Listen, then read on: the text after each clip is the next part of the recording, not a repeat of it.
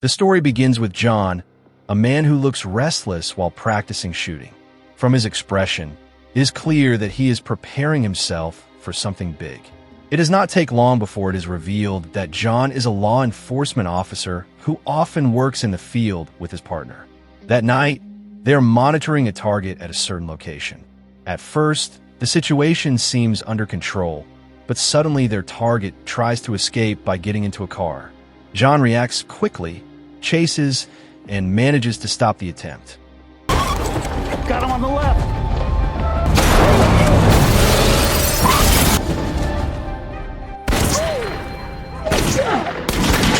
Unfortunately, during the fierce struggle that follows, his partner is shot. The atmosphere immediately turns tense, while John, in a panic, calls for backup through the radio. After the incident, John tries to calm himself down by going to a bar. There he meets a woman named Tina. They talk while sharing a few drinks. Though the conversation is simple, John feels something different about Tina, as if the brief encounter leaves a deep impression on him.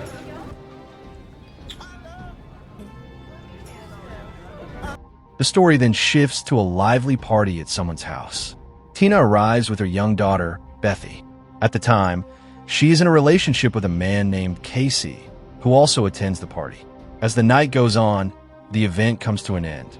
Casey suggests that Tina and Bethy spend the night since it is already late. However, Tina refuses and insists on going home with her daughter. I'll run you home. No, we're gonna walk. You shouldn't drink and drive. On their way, Tina and Bethy talk about Bethy's late father. Tina recalls the love and affection he had when he was alive. But the conversation makes Bethy sad, and she starts to cry. Tina comforts her daughter until she finally calms down. To shorten the trip, they choose a shortcut through a quiet, rarely used road. Unexpectedly, as they pass through, they are confronted by a group of men: Jimmy, Fritz, Lloyd, and Marvin. They surround Tina and begin to harass her. The situation quickly turns grim as the men forcibly drag Tina into a nearby abandoned house. Terrified, Bethy runs inside and hides, and from her hiding place, she can only hear her mother being brutally abused. Tina is beaten and raped mercilessly. After satisfying their cruelty, the men leave the house. Bethy comes out of hiding and finds her mother lying helplessly on the floor. Crying in despair, she embraces her broken mother, overwhelmed by the trauma of what just happened. Meanwhile, John and his partner are patrolling the city in a squad car. They see a little girl walking alone on the roadside with a frightened look. That girl is Bethy. Concerned for her safety, John immediately stops the car and takes her inside. From her expression, John is certain something terrible has happened. He decides to investigate by bringing Bethy back to the house where she was last seen. Upon entering, John is horrified to find Tina lying weak on the floor. The scene is so brutal that John wastes no time calling for help. Soon an ambulance arrives and takes Tina to the hospital in critical condition.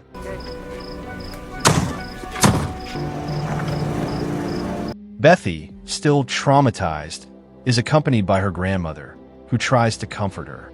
John also shows up at the hospital, attempting to calm Bethy and asking if she can recognize the faces of the attackers. Though terrified, Bethy bravely provides crucial information. This leads police to act quickly. The men responsible are tracked down and arrested.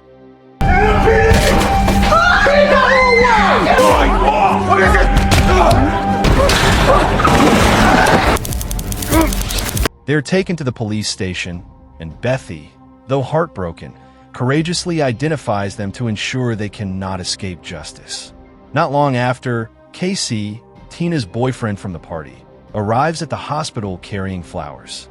Meanwhile, Fritz and Lloyd's parents, Mr. and Mrs. Fick, are in despair because their sons are charged in a horrific rape case.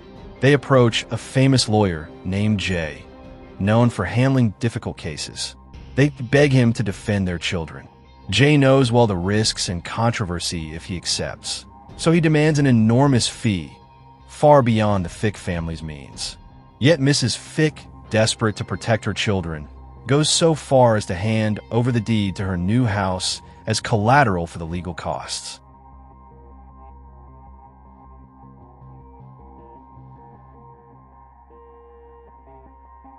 Elsewhere, John grows more worried about Tina and Bethy's condition.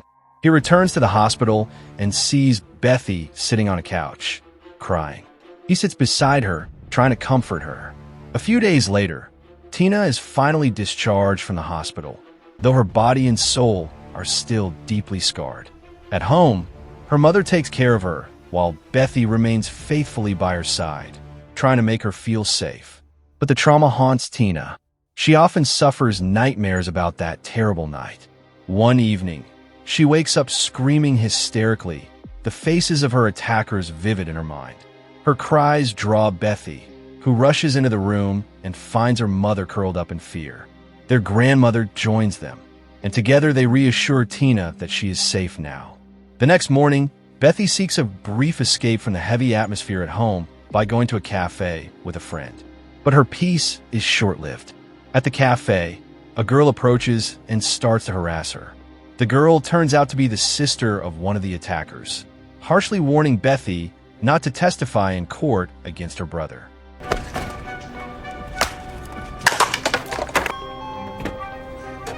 Meanwhile, Tina works with her lawyer, Jessica, who helps her prepare for trial. Jessica assures Tina that they can win and keeps encouraging her, asking her to be brave not only for herself, but also for many other women who have never received justice.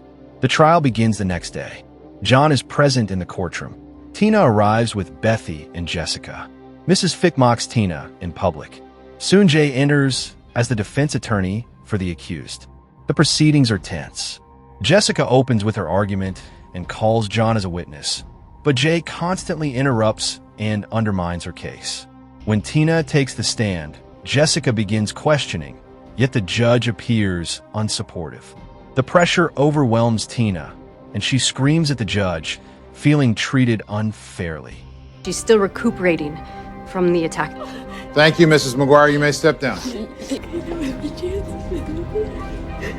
Yes, they're there. They're right there. John can only watch helplessly. Jessica fights hard to keep the defendants accountable, but Jay twists the facts. He claims Tina came to the party with her boyfriend, got drunk, argued, then went to Rocky Point Park with Bethy, met one of the defendants whom she knew, and offered sex for money. According to Jay, the encounter was consensual, not rape. He adds that Tina later demanded more money, causing conflict.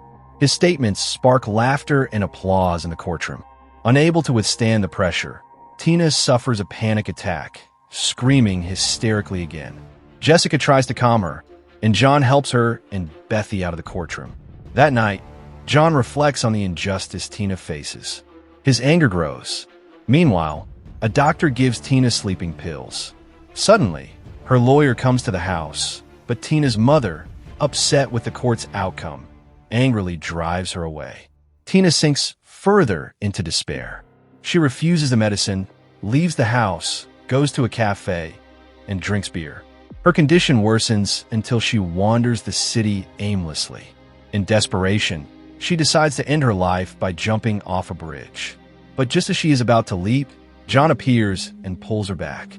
He reminds her that she still has a daughter. Tina breaks down in tears in John's arms before he takes her home.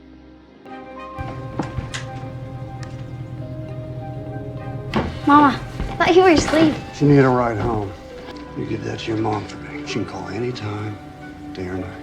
She's having a tough time. You gotta keep an eye on her. Sometime later, Bethy comes home from school looking for her pet cat, only to find it dead, hanging at the front door. One of the attackers appears, mocking her. Terrified, Bethy runs inside crying and calls John for help. She later buries her beloved cat in the yard in grief. Meanwhile, Jimmy, one of the attackers, goes to a bar and gets into a fight with Casey, Tina's boyfriend. The fight escalates until the bar owner intervenes. Furious, Jimmy storms out. Not long after, he ambushes Casey in his car. At that moment, John arrives and shoots Jimmy dead. He immediately calls an ambulance to take Casey to the hospital. This incident leads to John being questioned by 2 officers, but he insists his actions were purely self-defense. The case is closed without further charges. Meanwhile, Jessica asks the judge for more time, but is denied. Outside, she argues with Jay, who arrogantly says the case will soon collapse. Jay then advises the defendants to plead guilty and accept a light 3-year sentence. But Mrs. Fick flatly refuses, insisting her children are innocent and calling Tina a liar. Jay warns them of the huge risk of going before a jury, as they could face up to 20 years. Still, the Fick family stubbornly refuses. At the same time, John stands pensively at Niagara Falls, lost in thought. The scene cuts to Marvin and Lloyd getting tattoos. Suddenly, Marvin receives a call from someone claiming to be an investigator working for Jay. He says he has evidence against Tina.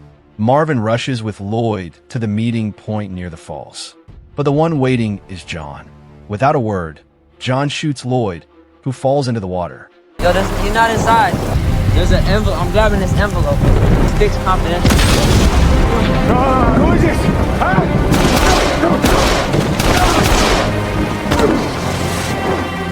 The next day, the Fick household is surrounded by reporters.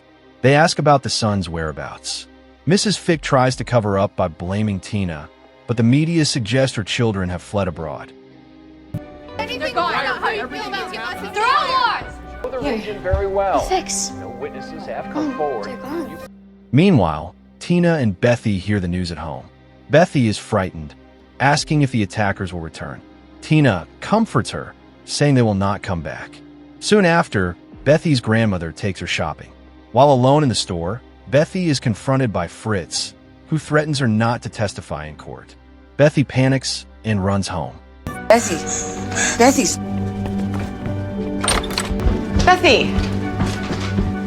What happened? I don't know. I'll go check on her. Later, Fritz receives a call from a woman named Ellen, who claims to have evidence to help him. She invites him to a motel. Fritz unsuspectingly goes, only to find John waiting. John points a gun at him, forcing him to write a confession. When Fritz refuses, John shoots him as well. The next morning, Tina and Bethy prepare to move. John has a final confrontation with Jay, accusing him of defending criminals. Jay only replies that he does it because he is paid, and one day John might need his services too. We have a document in this country. What's not in that document is vigilante cop justice. You might even need my services someday, even for cold-blooded murders. And I hope you'll never need mine. Not long after, Tina and Bethy come to see John to thank him. Tina gives them space to talk privately. An emotional Bethy thanks John, saying her mother might not have survived without him. John sincerely tells her that she is like a daughter to him and wishes her luck in her new life in California. They part warmly, while John receives another call for his next investigation. The film ends here.